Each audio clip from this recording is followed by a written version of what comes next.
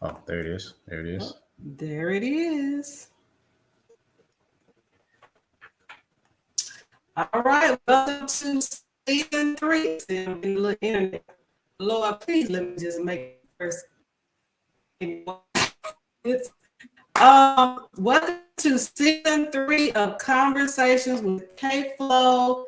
Tonight, I have a very special guest, Mr. Oscar and Shanda Lewis. I am so happy to have you guys Hello. tonight. Hello. Y'all send them prayers up that this internet lasts for about 45 minutes. We need a good 45. Touch and agree in the name of Jesus. There you Let's go. touch and agree.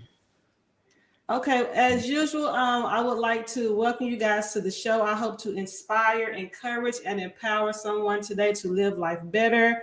The show is information for transformation and elevation. Hashtag elevation information. You guys can follow me on Facebook, Instagram, TikTok, and YouTube at I am KFLOK.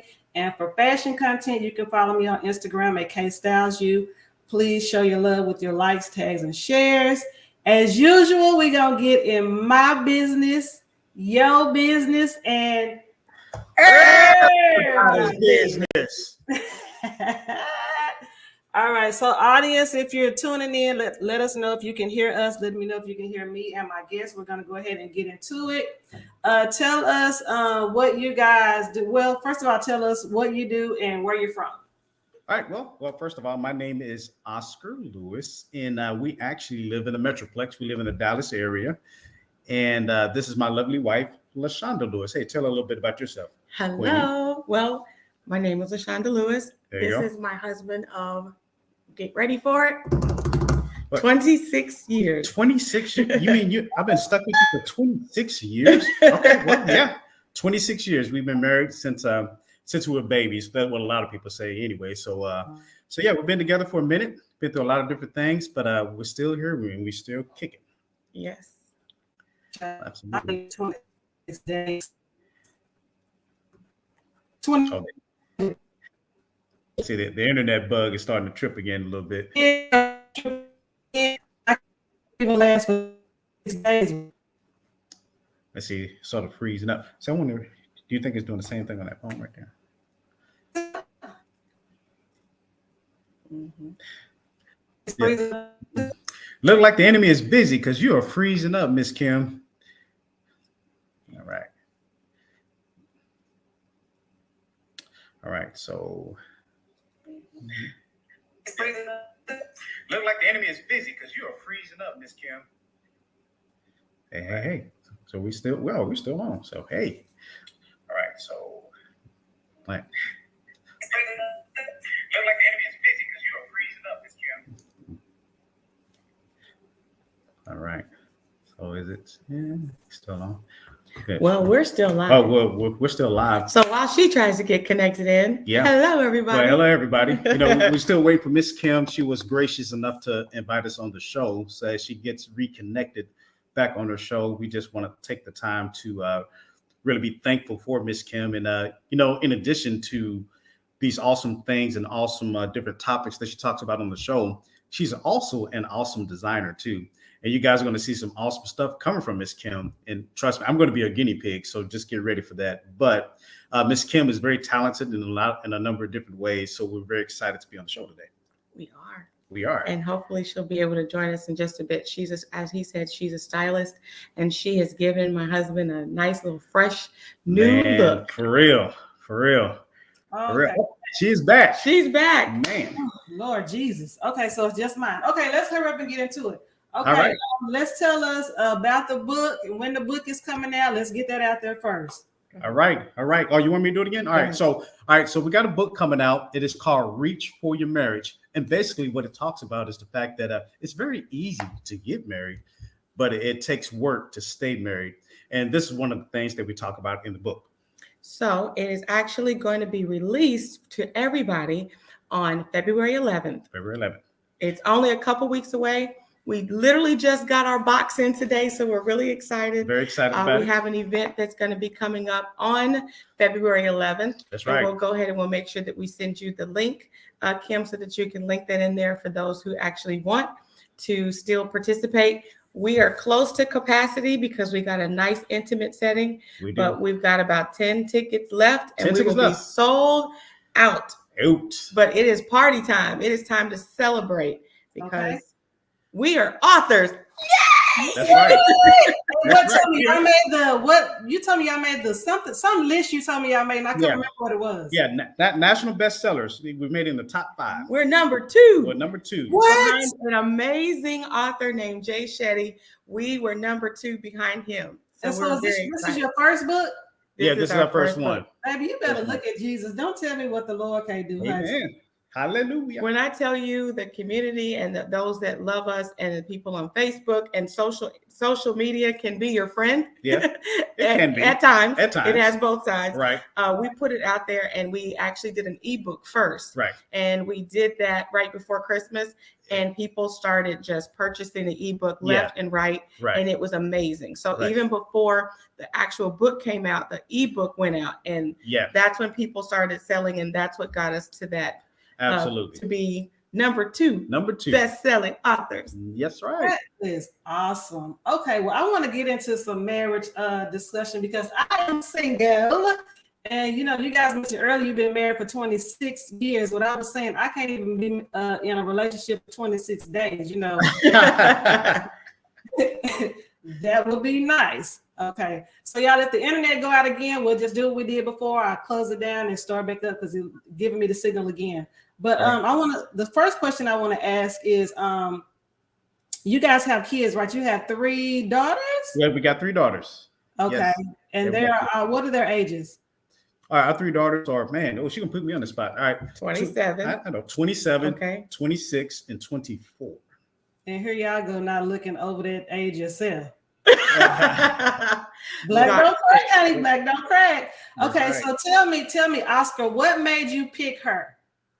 Well, honestly, way back in high school, I was a sophomore in high school, and I was at a district track meet. And, I was sort of feeling myself. I did all right. I did okay in the high jump. So I had actually placed. So, I had won a medal.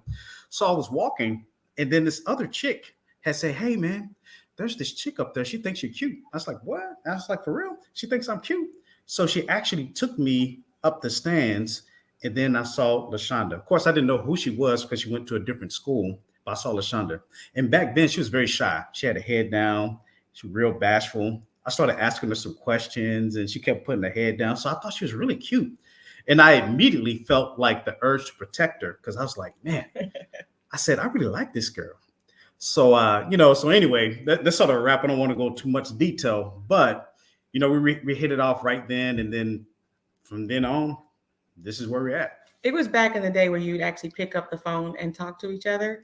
True. We actually went to rival schools and did not know till we were at a regional track meet. That's right. In another city. And that's where, and by the way, the girl set me up.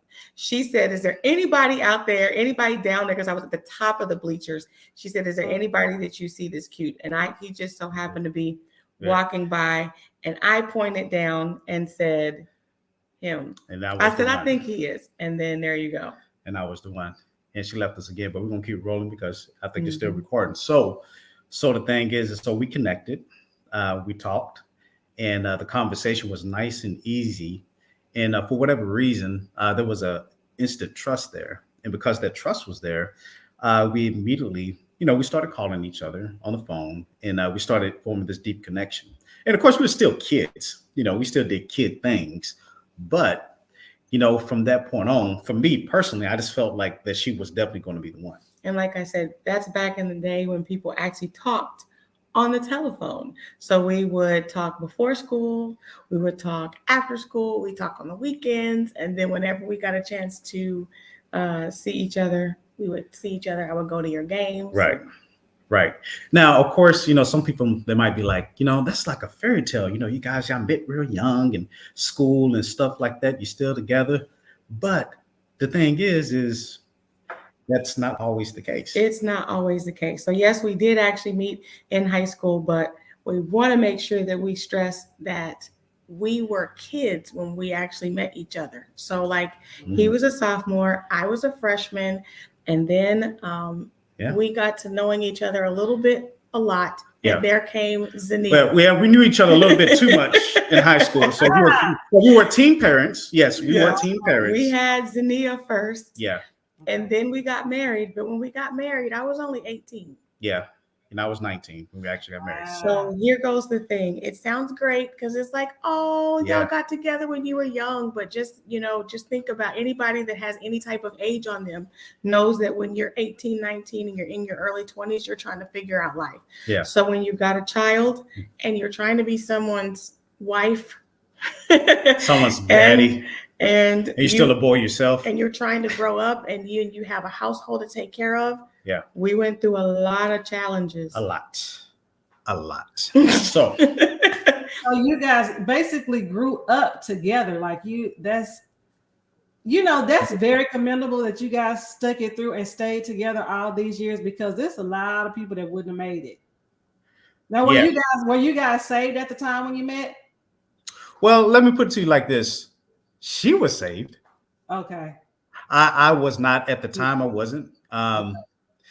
When we first met, of course, my mother, she went to church, regularly. So she was saved. My daddy, not so much. He was sort of the opposite.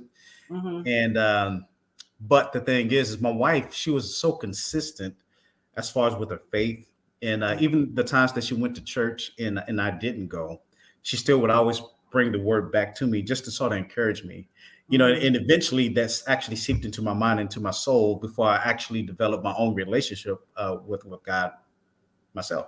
Because what I told him before we even got married is I did not want to just be living with somebody. That's not right. I mean, we already had. She didn't want to shack. I had already tricked her once, and that that's how we ended up with Z. But after that, she's like, "You ain't gonna get me again, brother." So, right. It was very important to me. So, I was honest with him, and I let him know that as much as I loved him, and yes, we had a child together, and I would never keep him from his child, that unless we decided we were going to do something else, that we were not going to just be living together. That's not what we were going to do. So if you like it, put a ring on it. That's basically what she's saying. Okay, basically what she said, sir. Yes.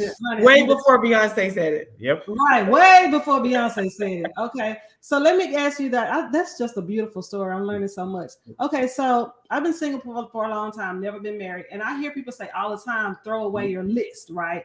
My thing is when I hear people say that, but my list are my standards. Like they're like my absolute must-haves and absolute, can't do. So what do you think about when people say, throw away your list? Mm-hmm. Okay, so we want to make sure that when you go through that list, that you're saying that you're your absolute must. But if you meet someone, at least become friends. Because once you become friends, you may realize that there are some things, because some things that are on a person's list are very, very superficial. And for some people, that superficiality, they really mean that. Like they don't want you to gain any weight. And if you gain weight, they're like, I'm not going to. But there are things that you may say, I will not date a man that's under 6 feet tall. And here comes a guy that's 5'8". And you might say, you know what, we're really good. When I tell you that that spark and all of that is going to wear off sometimes. But that friendship and that connection and the dedication and saying that you're going to build something with somebody, you start to realize if this is a person I can build with, there are some other things that I've said that were an absolute no, that I may be able to say, how can we work together? Because these are important. It's important to share your list. I'm going to say when you find someone that you want to be with, you're like, okay, this is a cool person. I don't know. That's where the dating is so important. And you start to share the list, that you start to share those things. Yeah, because the thing is you really don't want to make sure that your list that you have does not blind you to what the possibility could be with this relationship. Because really that's what a list is all about, honestly. It causes you to have blinders about the fact that, hey, this person could be a perfect fit for you, but because you have this list, you're refusing to see exactly what could be. And the thing is of course our list, they modify over years. The list that I had way back when is not the same now. And really the biggest thing or the easiest thing to overcome any type of list, whether you have one yourself or they have one, is communication. You know, just like my wife says, you know, during the dating phase, you know, talk about it. Because the thing is you might realize that the stuff that you have on your list is not quite as important as you first thought it would be. And if it is important, and this is a person you want that, you know, you're realizing, hey, I really like this person. As you're dating and you're sharing those things, they may not be there, but they might say, you know, it may be something you can work on together. It may be something that they can, you know, make some modifications and make some changes. So I think what happens is people want a perfect person, but unless you look in the mirror and you see that perfect person, we got to be careful not to expect that same thing from someone else. Because it's developing. And I agree with you, because my list actually hasn't changed since high school. I've always known exactly what I want, because I grew up in church and I grew up in, you know, in having faith. So dating somebody that doesn't have a relationship with Christ it's like an automatic no. I'm not gonna be like you and be like, well, here was the scripture for today. Yeah, I ain't got that kind of time. I don't want to grow. It also depends on what phase of life you're in, though. You have to remember that we are talking about being a freshman and a sophomore in high school. It depends on what time of your season that you're dating. If you are, once you become, you start to get of some age, you know that the likelihood that people are going to be making all these changes and all of that kind of changes, because you don't have as much time to do all that molding and all of that, because you pretty much are set in who you are. Exactly. That's a great answer, because I'm already set. I already know. Right. You already know. I already know what I can and can't deal with. Like I just already know. So, but I will tell you, there are some things that will soften. There are some things that you may not have ever thought, and then someone's going to say, "Is that Kim?" I don't know. I don't know. Okay, let's get into this. I have this question. I want to talk a little bit, because maybe you guys discussed this in your book. What are some of the top reasons why people in relationships don't last? I already know a big one, but y'all tell me. Well, one of the main reasons is communication, or the lack of communication. You know, throughout our book, that is something that we constantly talk about, is you got to communicate. Now, there's a number of different ways that you can communicate, but you have to have a standard of some effective way to communicate.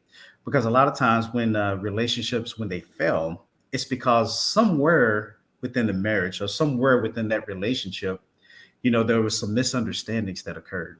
And because of these misunderstandings, it led to bigger things. When something started out real small, it became real big because of a misunderstanding.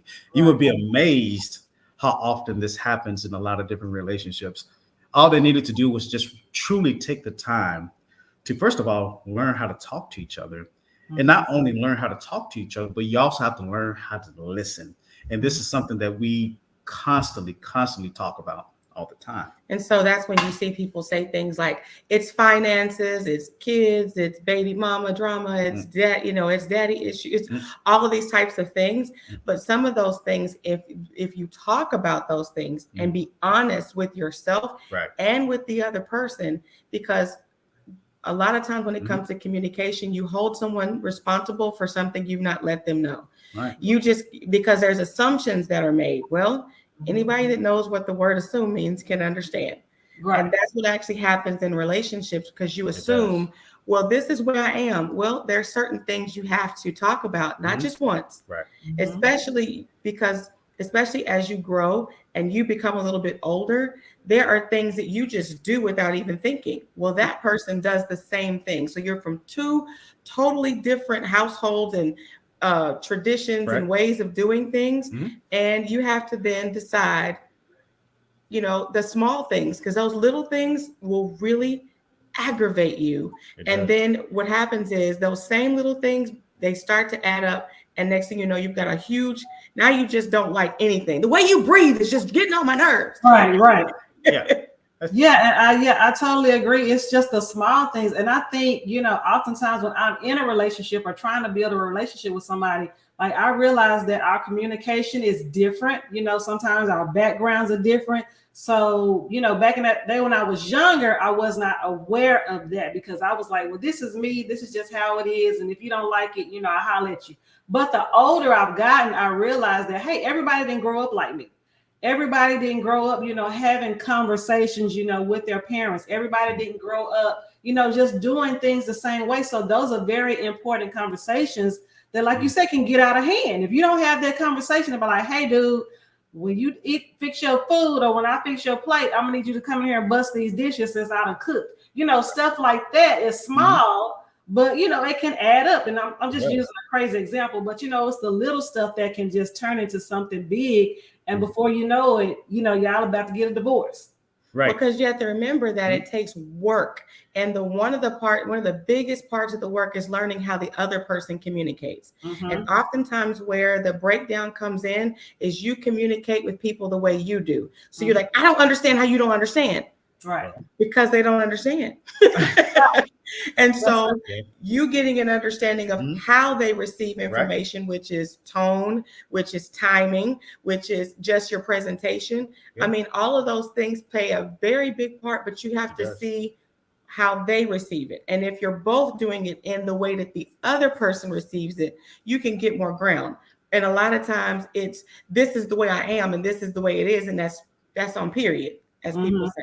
Absolutely. But it's like, later on, you find out people will end up getting together and they'll be like, why did we break up? And they find out it's something they could have actually worked out. Yeah. Especially when they list the things of qualities that they're like, they had these qualities.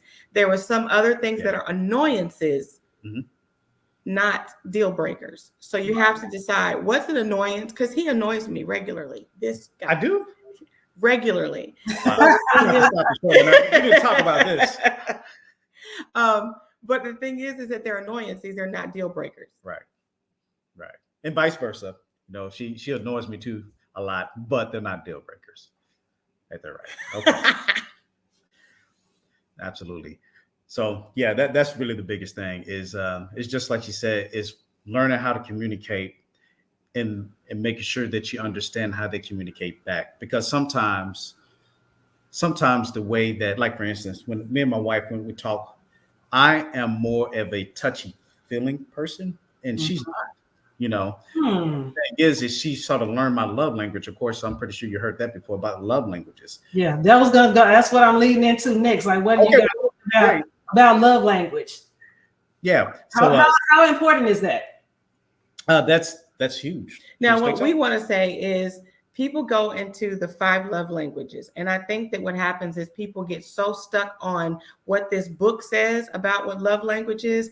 And you need to understand how that person receives love, how it's more important to understand who your partner is and how they receive love and how they give love. So that you can use the 5 love languages is an amazing book, but you use it as a tool to get all it is a way for you to understand, does this person like to be served? So if you're doing acts of service, like you said about the dishes, that is something that is an act of service. If they're constantly coming and bringing you flowers and after you eat and they're very thankful, they're like, thank you, Kim, that was an amazing meal. And they come bringing you flowers and then they leave. Yeah, and then don't help out with the dishes or anything. Then you're upset. They ain't speaking your love language. Right. So in communication, as you're dating, you can, you being able to share, because getting to know yourself is very important. Yeah. The love language is also getting to understand, like if you're saying, so what you described is acts of service, that's thoughtfulness means something to you. Right. So when you're dating, it's important to not only learn what they like, but to share with them what you like and how you need to receive it. So you're like, you know what? I like partnership. And partnership looks to me like, if I cook, you wash the dishes. Right. If you cook, I wash the dishes. Whatever the case is. Right. It's literally explaining what that looks like to you, not just expressing what it is you need, but giving an example of what that actually looks like. Because otherwise, if you go by somebody else's standard, you're still going to miss it. So you use the love languages as a tool, but the main thing is to learn yourself and then be able to express that to the other person and then vice versa. Yeah, and I've learned also that I have to learn how to accept what their language is, even if it's not my language, because a lot of men think giving gifts, they think every woman likes gifts. I'm not the gift person. I don't really care for people to give me gifts, and I don't like buying gifts for people. But I've learned to accept that if that's what someone wants to do for me, then I just have to accept that, whether it's my love language or not, because I don't want to turn them off from doing what it is that they enjoy doing. You know, and there's something else that we really talk about in the book. I'm glad you mentioned that, is the fact that that you do have to have that compromise. I mean, you got to compromise in a relationship. It's just like you said, just because you don't necessarily, like to give gifts or receive gifts, the thing is you do it anyway because that's their love language. Right. Now, the fact of the matter is this person, are they still speaking your love language? Like, for instance, like I'm not necessarily real comfortable with, let's say, like bit touchy feeling. Well, actually, I'm very comfortable with that because that's my love language, but she's not. And so, like, if I go and give her a hug or touch her or whatever, and stuff like that, that's speaking my love language. But something that she has started doing is she would randomly just give me a hug. And the thing is I know for a fact that she does not speak that love language. That's not a first love language. But I know that she's being very intentional, which is something else that we talk about in the book, is you have to be very intentional about as far as speaking your lover's love language. Correct. Right. So, because for me, touch is important, but it has to be in its timing. So timing for me is when if I'm frustrated or I'm in a deep, thoughtful mode, that's not when I want to be snuggly and huggy and all of that. I'm like this. Give me 50 feet, please. And then DMX. And then give me a moment, and then I can give you what it is you desire, but it's in timing. So what I realized is for him, I may do this, rub on him or love on him. And then I'm like this. Okay. He understands that was intentional. Yes. But the thing is that I'm having to step outside of my comfort zone and say, you know what? I can see that he needs that. So let me do that for him and not make it feel like it's a chore. Let me go over here and do this because exactly. And that's the compromise. That's good. You guys know what y'all talking about, honey. Did you guys do marriage counseling before you got married? We did not. No, ma'am. What about after? No, ma'am. No, we did not. No. So you just worked it out on your own. Now that's commendable. We saw some successful relationships, but believe it or not, we learned from the ones that did not. Yeah. Right. My parents not to do. Correct. My parents got a divorce, and I was able to see what that looked like. And then you see, the struggles and the things that people go through from broken homes. Going to school, I was with a lot of people that were in broken homes. So I learned the things that I did not want to do. I did not want to be. And it doesn't mean that I didn't fall into that, because some things I did. But we had to decide when we were at a place, we've been in it twice, but we were at a place where we could have separated and just been like deuces. Yeah. It was at that point you have to make the decision that the commitment and the covenant that you made is what's going to hold you. And it's like, we could go ahead and separate, and we probably it would have been amicable because we both would have said we're just at an impasse and we could have separated. But it's like that, the commitment and the covenant that we made was important to us. So it's like, let's figure out a way to figure this out. So that's exactly what we did. And that's when we had to start saying what we've been doing is not working. So how can we make it work? And that's when we started really learning about this is going to take a little bit more work than what we realized. And so then you start asking and start looking at other people that are doing things well, and then opposite things that we know don't work. We did the opposite of what we saw didn't work, if that makes sense. Yeah, absolutely. It makes absolute sense. So I'll ask you this. You guys are just leading right into my next question. So what advice would you give a couple who is considering marriage? Like they've talked about it and they're considering it. They haven't gotten engaged yet, but they're thinking about it. Well, one of the first things that I would recommend that they do is to make sure that they have a clear understanding of who they are. Because the thing is you can't be a really good spouse or lover, friend, or whatever without first knowing yourself. You need to take that mirror and really truly examine, what it is that makes you happy, what it is that turns you off, And then you have to be honest with yourself. And then once you accomplish that, then you can move forward. And as far as discussing this with the person that you're looking at, as far as actually, getting married to. And then once again, then that communication piece. And that's when you could talk about these things. Like, these are no goals, or this is where I want to be at financially, or this is how many kids I want. Because you'd be amazed at how many people actually don't even talk about this stuff. Things like having children. They just make an assumption. They just make an assumption that somebody wants to have a child, or they think they're going to change their mind. Oh, when we get together, love is going to change. And then you get together and that person is like, I'm still not wanting to have a child. That is a deal breaker. That is a major thing if someone in the relationship decides that they want to have their own child. And what does that look like? For someone, it might be they feel like they have to actually birth. They want an actual birth child. For someone else, they're like, yes, I want to have children, but they're just fine with adopting. They might be okay with fostering. You have to understand, like, there are some key things that you have to dig a little bit deeper than surface. So we really highly recommend pre-marriage counseling, because it pushes you to ask questions that you may not ask. Might not even think about. I mean, not only to them, but to yourself. And so we highly recommend pre-marriage counseling of some sort, so that it helps you face yourself, but then it helps you communicate with each other. Because the one question that we always ask every couple is, if the thing that you dislike about this person never drives you crazy, never changes. Right. How is that? How's that? Are you going to be okay with that? Right. It amazes me how superficial people, I mean, not superficial, but how on the surface people get into relationships and without any digging. I'm like, in this day and time, you have to know who you're getting into in bed with, for lack of a better, but you know what I'm saying? You have to know who this person is, and then you got to deal with people who send their representatives. You've got to date long enough to realize that, okay, what you did in these first couple of months is really not who you are. And so it amazes me just how fast people jump into stuff with no check-ins and no deep conversations. No, I just be like, well, what did you think was going to happen? Well, it's because you're dating and you're going out and you're doing those things, but you have to realize, what do you do in the mundane? Right. What do you do in the regular? So it's great. So I would like to recommend people just have a regular day. Go to the park. Go like don't always make it like you got to go do something extravagant and spending all this money. Go with the everyday mundane. What do you like to do to just chill?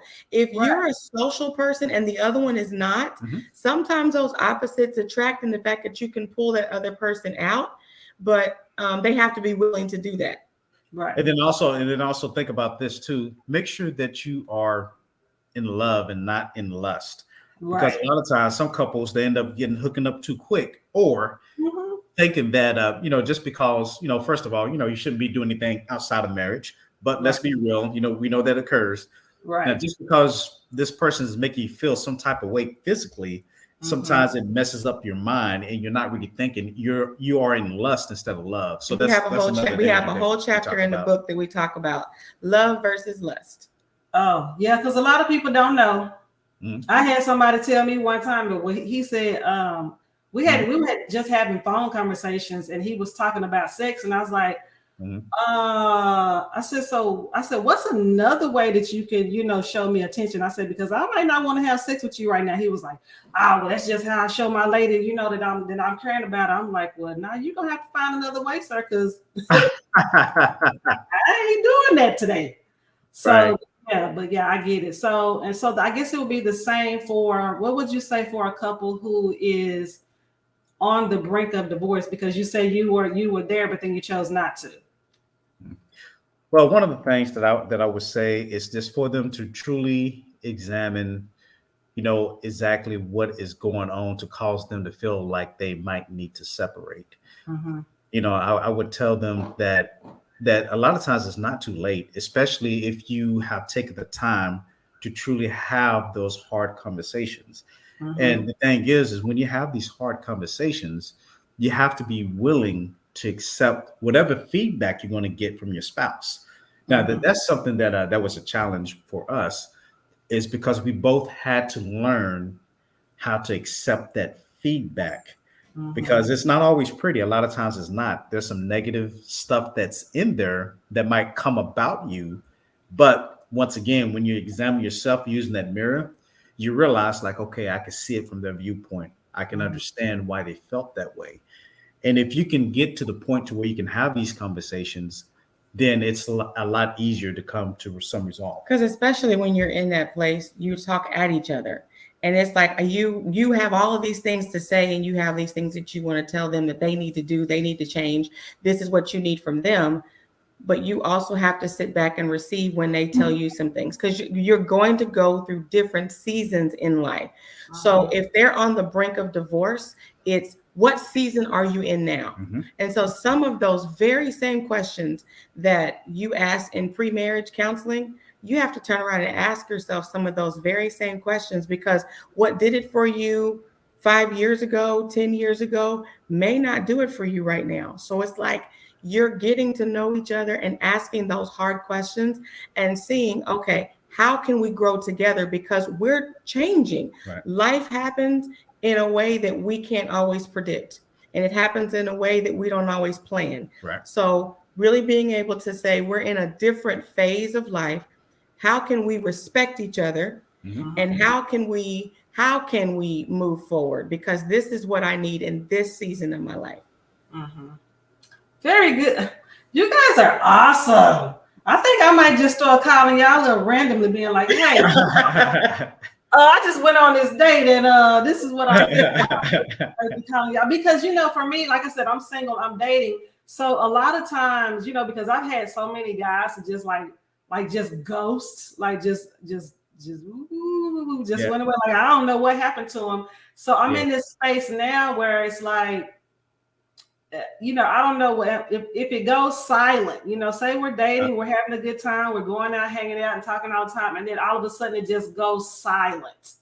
Sometimes I think, okay, well, did I do something? Did I say something? But I had a cousin to reach out to me and say, why does it have to be you? Why couldn't it just have been, them? They decided that you weren't for them. They're not obligated to tell me why, they didn't want to continue. So I've learned to be content with someone just walking away and not giving me an explanation. So the growth for me, because, for me, I used to be like, I need to know what happened. I need you to call me. I need you to tell me. I need to call you. I need to find out what happened. What did I say? Did I do something to you? Did I say the wrong thing? Did you not understand my humor? But now I'm like, do you actually take the time to pray about that? I used to, but knowing what I know now, I just feel like if you just walk away, you just walk away. That's right. I don't feel like God is gonna keep the right person away from me. I feel like if they walked away, they had a reason for walking away, and then God had somebody better. That's I no longer question what did I do, because I feel like, if you care, and I feel like if you felt like I was the one, or something was, or we were going to be a couple or something, and then you found something that you didn't like and you didn't bother to tell me, I feel like, well, then you really didn't care about the relationship anyway.